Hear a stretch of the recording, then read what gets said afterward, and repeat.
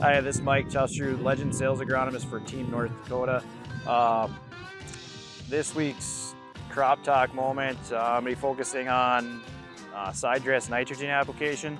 There's a few different options you have as far as the application itself. A lot of guys like to do like a mid-row band. There's the option of like a wide drop system on a sprayer. But most commonly, and kind of what I'll just kind of cover today, is probably the mid-row banding. One of the timing wise for the best return on your side dress N is you're looking at that V4 to V6 timing. That's when corn is really going to start to utilize nitrogen at at a faster rate.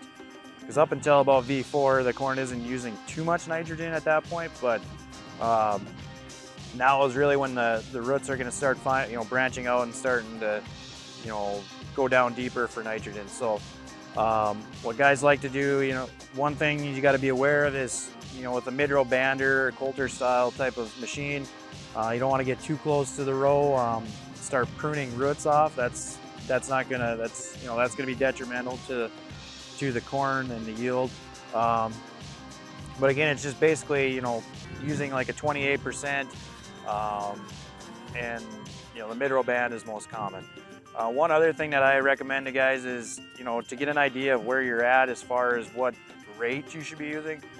Using either a 0 to 6 inch soil test will kind of give you an idea what's in that 0 to 6 inch range, but also taking a tissue test, and that kind of gives you a better idea as to where the plant is in relation to its growth stage on whether or not it's sufficient with nitrogen or if you're deficient. It'll even tell you if if it has an abundance of nitrogen where you wouldn't need to apply. So again, tissue testing is probably your best bet as to kind of giving you that snapshot of where the plant is in that at that growth stage. So again, this is Mike Tofsrud with this week's Crop Talk.